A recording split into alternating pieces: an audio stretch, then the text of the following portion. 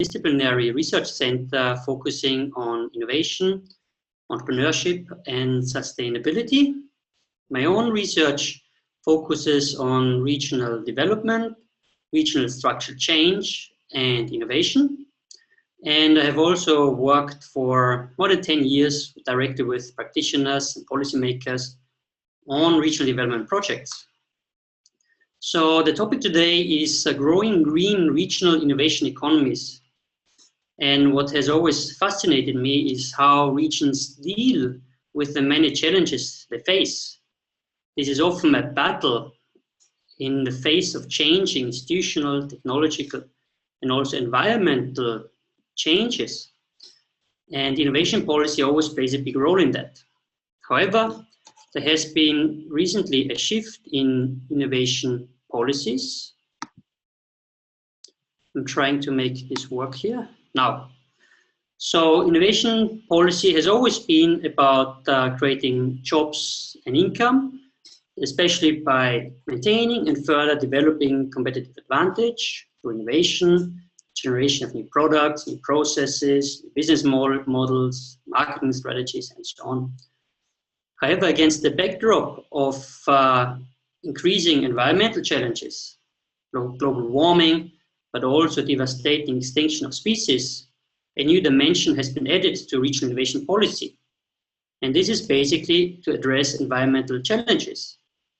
So regional innovation policy is not anymore only about creating competitive advantages, but also we want to generate innovations that also contribute to solving environmental challenges, and especially global warming.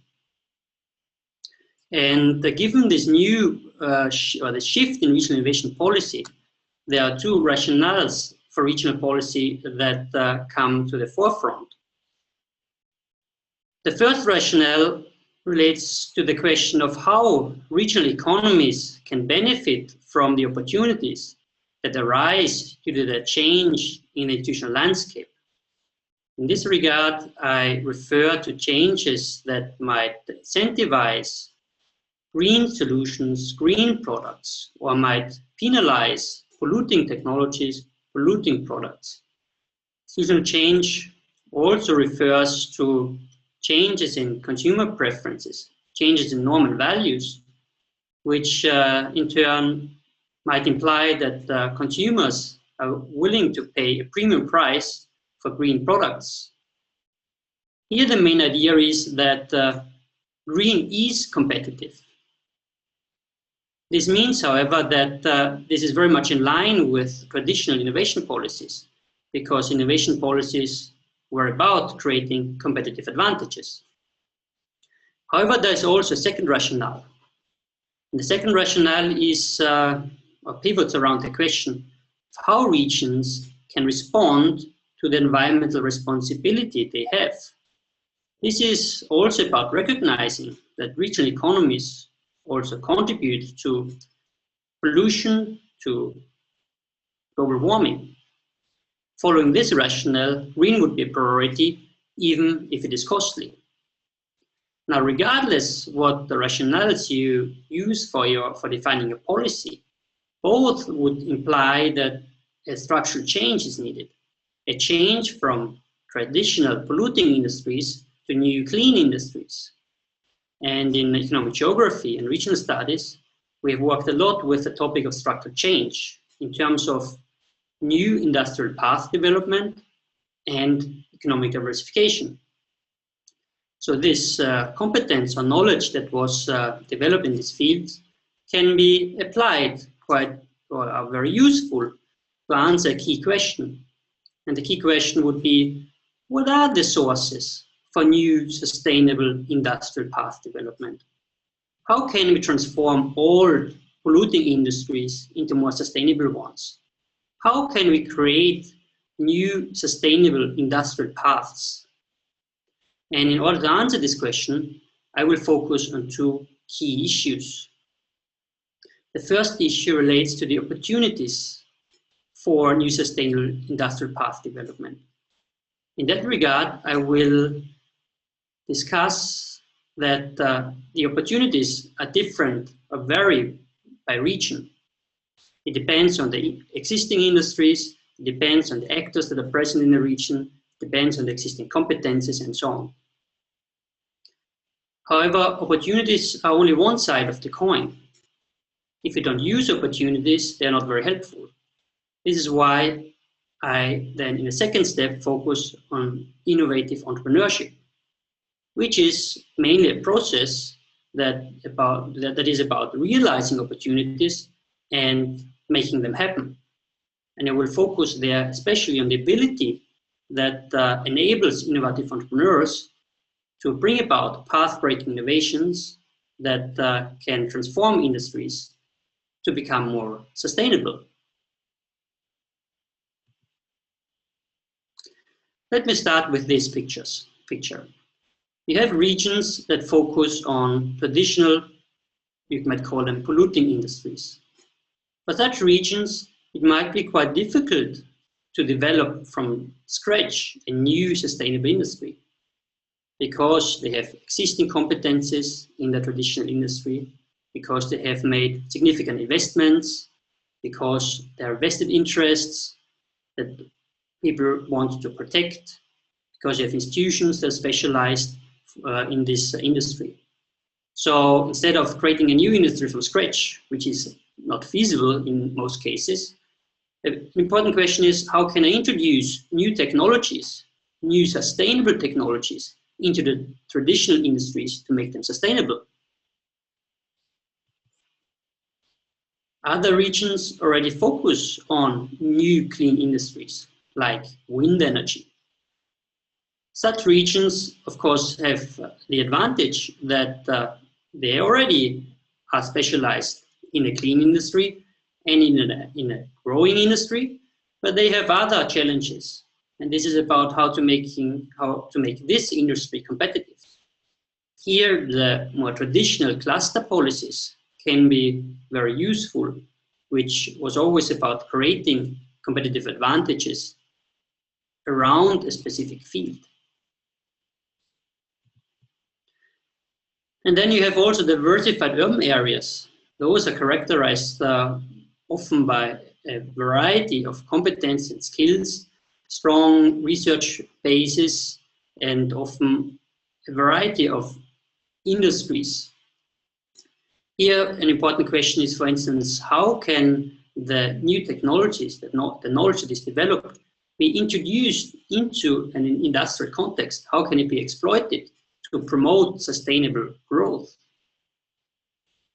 What we can see, the opportunities and the pathways for growing sustainable economies depend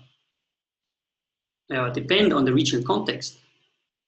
I made this quite broad distinction between traditional polluting industries and new clean industries.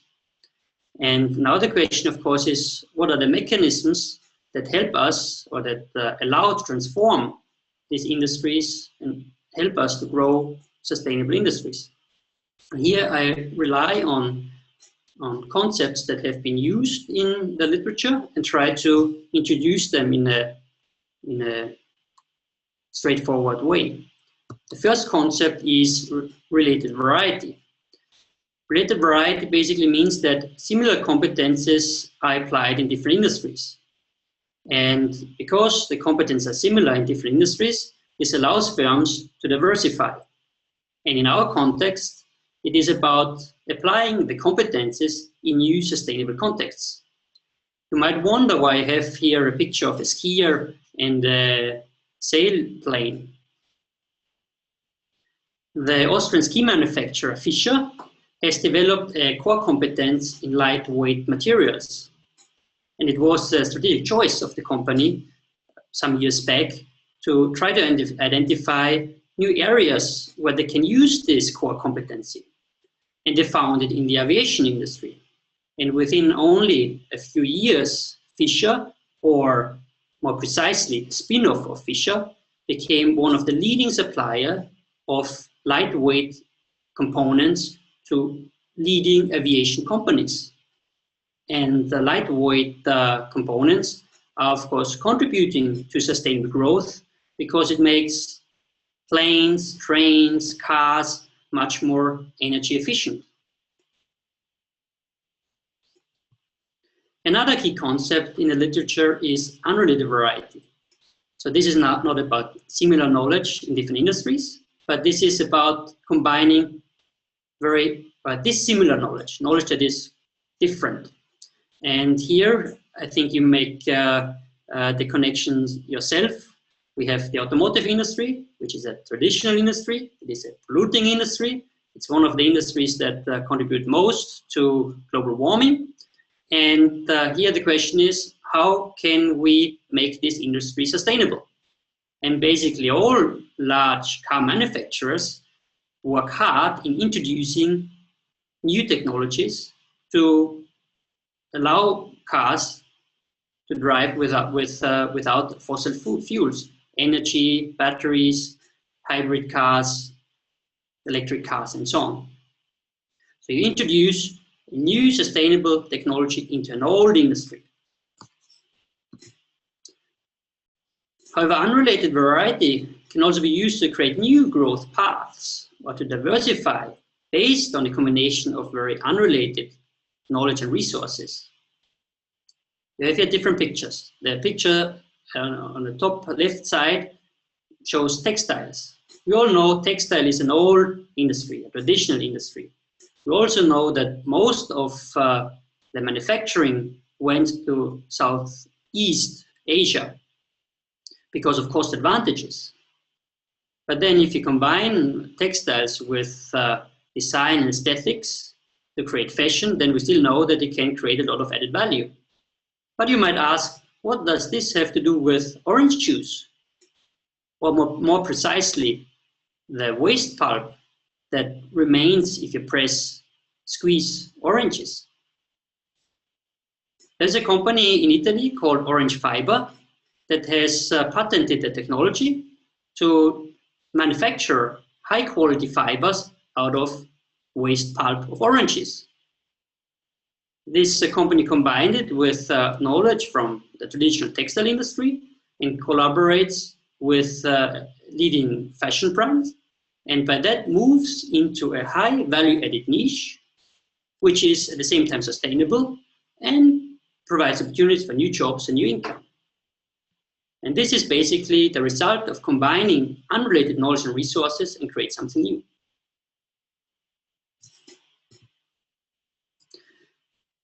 What I discussed so far is that the opportunities to create new sustainable growth paths vary significantly by region.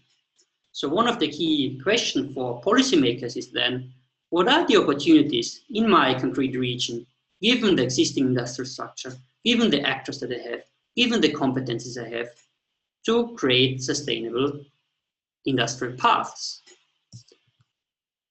Do I have an old traditional industry where the main focus should be to renew it by introducing more sustainable technology or business models? Do I find firms or competences that have potential to contribute to a sustainable economy? And how can I then diversify this or apply these competences in more sustainable contexts? Or a question which is available especially for the more diversified regions with a variety of high-level competences. How can we combine unrelated knowledge and resources to create new growth paths, new sustainable growth paths? However, what is also important, the local varies, of course, by regions, but even peripheral regions or regions that are specialized in one industry can access unrelated knowledge globally. And we have done a lot of research on firms in the periphery, and there are many innovative firms in the periphery. And the main characteristic of these innovative firms periphery, is that they establish collaborations at the national or global level. Here, of course, the key is also the competence, the knowledge, the resources of the firms and entrepreneurs. So far, we were discussing about the opportunities for new sustainable industrial paths. But now the question is, how can we realize these opportunities? And this brings me to innovative entrepreneurship. And innovative entrepreneurship is in principle a process that is about acting on perceived opportunities that arise through the novel combination of knowledge and resources across social structures. Social structures, I mean, in different industries, between firms and research and academia. And if you remember the examples that I've given before, ski manufacturer moving to aviation, moving to a different industry, or the automotive industry bringing in new technologies from outside, or the creation of new growth paths by combining sustainable fabrics based on scientific knowledge, design and fashion, and traditional textile. All this exemplifies that these kind of innovations that are behind these changes in industries are combinations across social structures. That is the core. Therefore, innovative entrepreneurship rests basically on the ability to combine knowledge and resources across social structures. And hereafter, I simply refer to that as transformation capacity. I call it transformation capacity because it is the capacity that allows innovative entrepreneurs to transform traditional polluting industries into new clean industries. And the transformation capacity rests on networks of the innovative entrepreneur. One can make the general distinction between networks within social structures and networks across social structures. So networks within social structures are, for instance, networks within an industry. And these networks are usually tight. Competitors, clients, suppliers, they know each other. There are strong interdependencies. They have relationships that last over a long time. So, and within these relationships, within the interactions within a social structure, agents also learn, but they learn along the existing industrial path, which doesn't help them a lot to change the industrial path. To change industrial paths, networks across social structures are important, as we discussed before. However, such networks are quite rare and difficult to establish. Nevertheless, there are a lot of studies that show that entrepreneurs that have heterogeneous networks, they are more likely to identify opportunities, and innovative entrepreneurs that have networks across social structures, they also tend to be more successful, have higher growth rates. However, as I said, they are rare and difficult to establish. They are rare because from the outset, there is maybe no rationale or no interest to collaborate with an industry you have nothing to do with, or to engage with academia or a field you have not worked with before.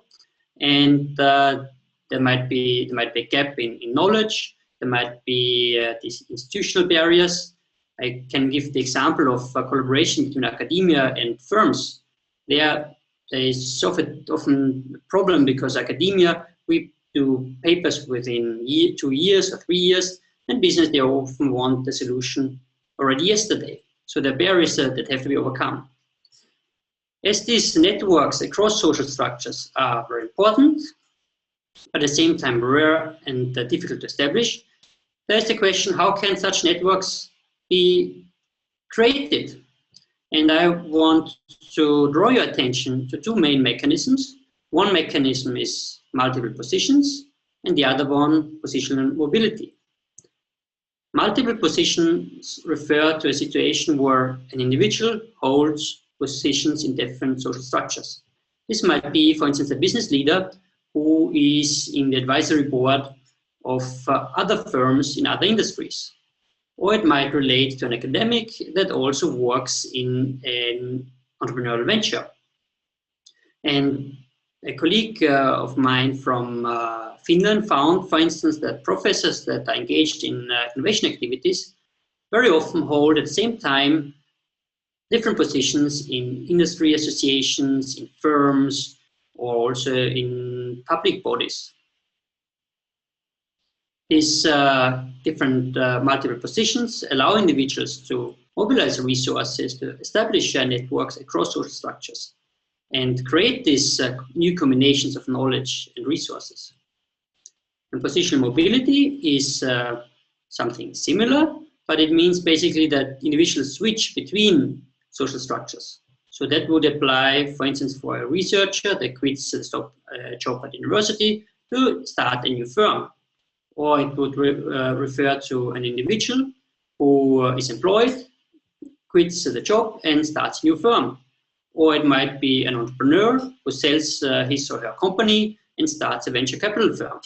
So this switching between social structures also creates social capital on which innovative entrepreneurs can build.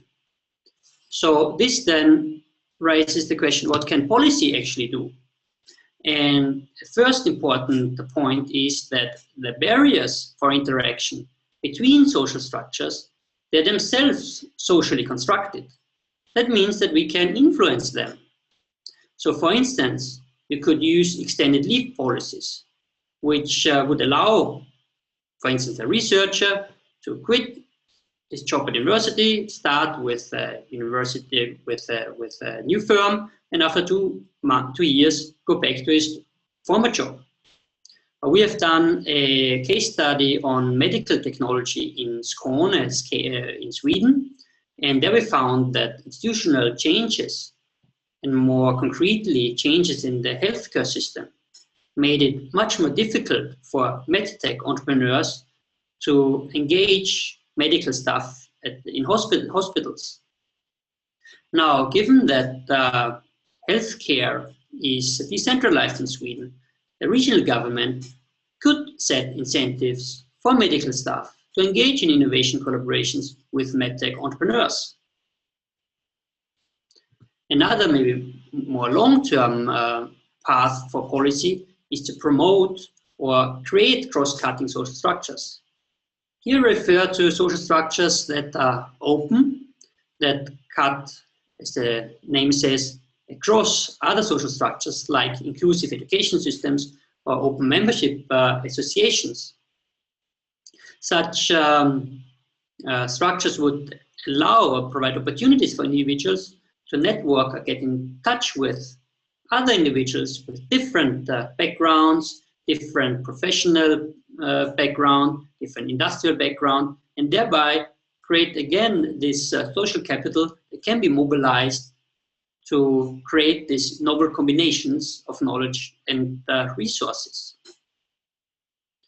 And there are also some evidence in the literature that entrepreneurs indeed benefit of engaging in cross-cutting structures, social structures, like industry associations, but also in organizations like the Lions or Rotary. And finally, an important aspect for government policy is to promote good governance. So far, I have only talked about the positive aspects about social networks across social structures. However, one should also appreciate potential unintended consequences. One important unintended consequence is conflict of interest. Take the example of a researcher that engages in commercialization of research findings. This, of course, creates an incentive to publish research in future that supports the commercial undertaking. Also, networks across social structure can lead to coalitions of elites that protect the vested interests.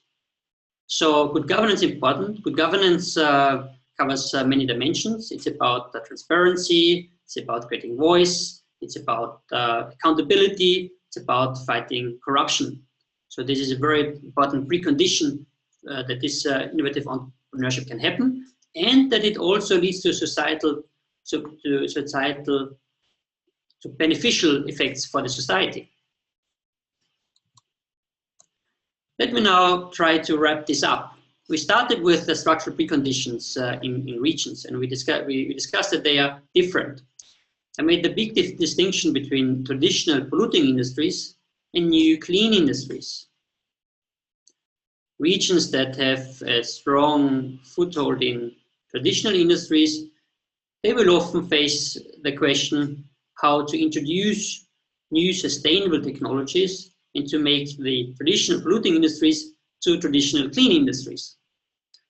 On the other hand, regions that are already focusing on new clean industries or have competencies that are relevant for a sustainable economy, their question is, okay, how can we use this existing competence in other industries? How can we diffuse it more widely and thereby also promote sustainable development, but also promote the generation of jobs and income in our region? And maybe more challenging, but possibly even having bigger advantages, is the more generic question, okay, how can we bring together unrelated knowledge and resources to create new sustainable growth paths? And this basically you could consider as the green opportunity space for innovative entrepreneurship. But innovative entrepreneurship is required to make these opportunities happen. And innovative entrepreneurship then rests on the transformation capacity of the innovative entrepreneur, which rests on the networks that entrepreneurs have across social structures. And this then can be promoted very much by policy. It can be promoted by reducing barriers for interaction between social structures. It can be promoted by cross-cutting social structure and also good governance. And this brings me to the end of my presentation. I would just like to mention that this presentation mainly draws on 2 working papers, which I've listed here. They can be accessed on the Circular Working on the internet, the Circular Working Paper series. I put the link also there. And if you have questions, you're of course welcome to contact me. My contact details are here. Thank you. Well, that was excellent, Marcus, and I would encourage folks to post questions through the online Q&A window. I mean, I think this is absolutely right on the money as far as what Alberta aspires to do. You know, to move into a lower carbon economy in as much as we can, given the fact that we are, you know, in an oil and gas economy. It's not an immediate thing that Alberta can pursue, but you know, I think what you've provided us, Marcus, is a framework of analysis that we can kind of draw on to help sort of chart our future path. So folks, if you would like to take advantage of Marcus's presence here, just post some questions there for his consideration.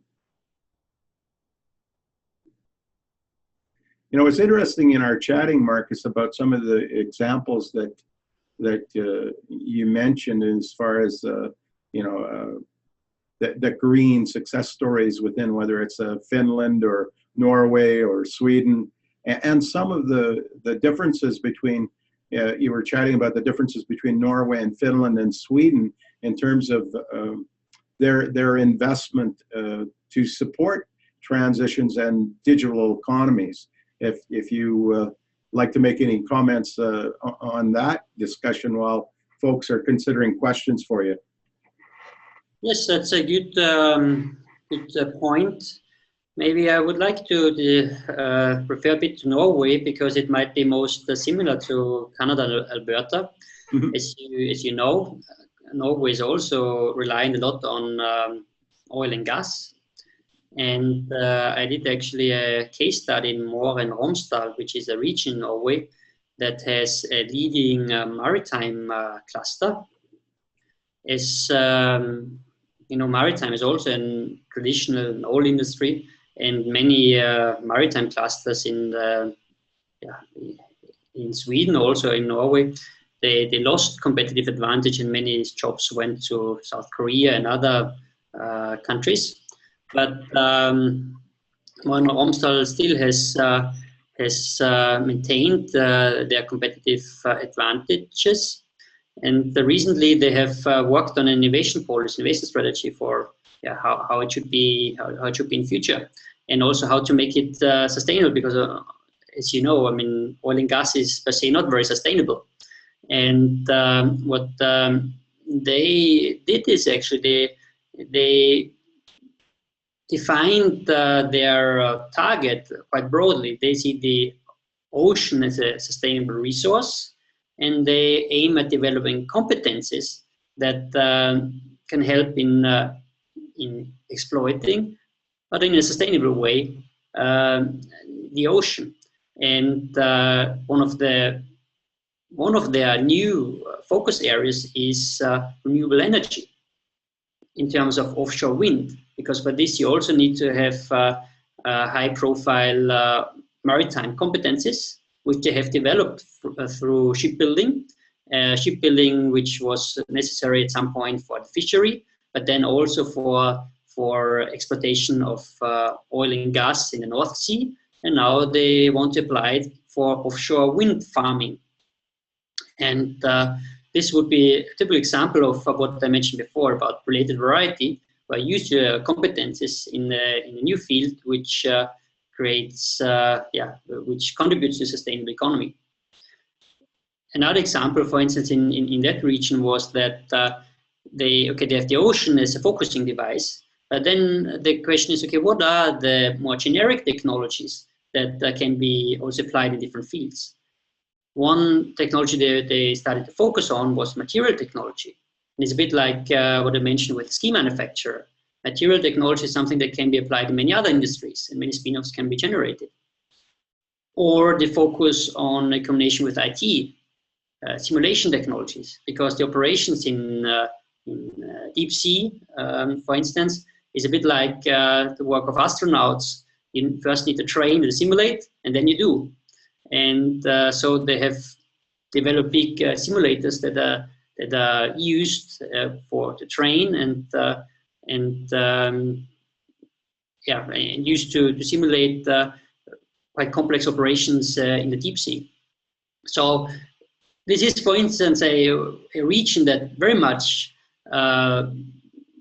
depends on oil and gas, but which due to also the low oil price, and I think you suffer equally much of the low oil prices, is now really looking for these diversification options, and they're looking for these diversification options very much also in sustainable fields. Well, that's now a question that's been posed is, could you please provide more information or examples on how to reduce barriers to cross-cutting social structures? Yeah,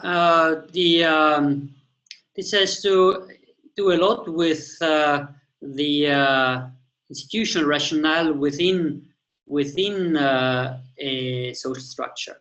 So I give you an example from academia, because of course I'm most familiar with that. I worked before in another department in Vienna, and there it was even the department would have an attitude that would say, okay, if you collaborate with, let's say, business sector, that's kind of almost evil. You know, that's against your, you know, it's not good for your career to do that. You shouldn't do that. You should focus on academia. And then in other environments, it has to do also with these norms and values. It is very much appreciated to actually also engage with business community, for instance. So this has to do, for instance, this has to do a lot with also with norms and values one can actually work with. One option that I already mentioned is this leave policy, which is actually very useful to allow this mobility. And another important part is also, in my opinion, to have alternative career paths, because very often career paths are very much, let's say, industry specific. So you have to follow, you know, a certain path to make a career, and which is important. It is very important to this cumulative generation of knowledge and this in-depth experience in one field is very important also. But it is also important to allow for career paths that have maybe more generic expertise in different fields. So being open to career paths that where individuals move between government, universities, firms, and see these individuals that want to move also as an important resource.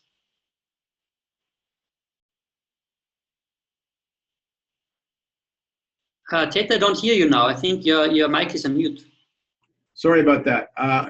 Another question is, further to what you just mentioned, my question is, are there any best practices or methods to estimate new jobs as a result of investment for transitioning from traditional to cleaner industries, Marcus? Well, the problem with the measurement is it is generally difficult to measure. Actually, I'm working on a project where we might want to try to measure it by, for instance, if someone says data on product categories, so you can see to what extent these or patents. We try to measure it also with patents. But kind of the strict measurement is quite difficult because the industry classifications, they are not very good in identifying clean industries. So they are not made for distinguishing between, let's say, polluting industries and clean industries. So that is rather difficult. But in more qualitative terms, it is very much possible to see the impact in a region of a structural change. And I just give you an example now from the region here in Malmö, Malmö-Lund region, which was at some point also very much reliant on shipbuilding. But all the shipbuilding went to South Korea. Even Malmö had this largest crane in the world, and this was even dismantled and shipped to South Korea. Then Malmö-Lund region had the advantage of having a strong university, Lund University, with a large pool of IT staff, and they were able to attract Ericsson with to have an R&D department here, and IT-related industry, telecom industry developed. And then, of course, you can see, you can count the number of people that work now in the telecom industry. You, of course, see the impact in terms of economic impact. You had previously unemployment. You had, of course, shipbuilding, which is not existent anymore. And you have a new cluster, which is strong and thriving. And then what happened afterwards in Malmö-Lund was that the telecom industry actually went down. But then they were able to renew this industry again by creating new media and gaming industries, where the competence of the IT people were reused in this new industry. So you have, again, a new cluster with, you can count the number of firms, you can count the number of people working there, you can calculate the value added in this industry, and you can do the same with the shrinking traditional IT, telecom industry. So, and if you take the example of the mentioned also in the presentation, Fisher, I think FACC, this is the spin-off that works with lightweight components. I think they have 3,000 employees. So there you have the impact. Well, while we're waiting for more questions, Marcus, I was really fascinated with a comment that you made, a major category that I think is completely under the control of government is good governance. What kind of best practices would you like to tell our government folks about in terms of good governance? Well, I think I couldn't really tell your because I don't know anything about nothing there. But I mean, I have worked a lot in developing countries, transition countries, and there, of course, I see a very big difference compared to Sweden, which in general is a very transparent economy, where you have voice, where also there is low level of corruption, and all this. I mean, everybody knows about it, but to actually deal with these issues and is very important. And I think that the government in general and I think they actually don't do that well enough, is they have also a responsibility to foster, the good values in terms of fostering that people, are open, transparent, that minorities are respected, are heard, and all this contributes also to the possibilities to bring about new crazy ideas. So these I think this responsibility, government should really, they should really be pursuing this responsibility. I mean, the problem, of course, is this might not pay off in 2 or 3 years, but it will surely pay off in 10 or 15 years if you improve good governance. But it takes time. That is the problem. Well, I guess last comment I'll pose for you to sort of comment on, Marcus, is you had an interesting story about the combination of individuals from both Estonia and Sweden that resulted in the development of Skype, which I think is a wonderful example of innovation. If you'd like to kind of share that with folks. Well, Skype actually was we discussed about it. I'm not an expert on Skype, so I cannot go too much into that. I mean, the only reason why I'm a bit into that is that I knew, as you did, that a lot of the technology was developed in Estonia, and there's the national pride. A colleague of mine said, "Okay, Skype Swedish," and I told him, "But Skype was developed in Estonia," and he said, "No kidding, you're joking." And then actually we agreed at the end that it is indeed a collaboration between the Swedes and Estonians. But I don't have deeper insights into that, so I have to disappoint you about that. Okay, well, this has been fascinating, Marcus, and of course you've got your contact information on the screen there, and anyone who would like to kind of send you an email if there's any anything they'd like to chat with you about. We're so appreciative of you taking the time to present to us in Alberta, Marcus.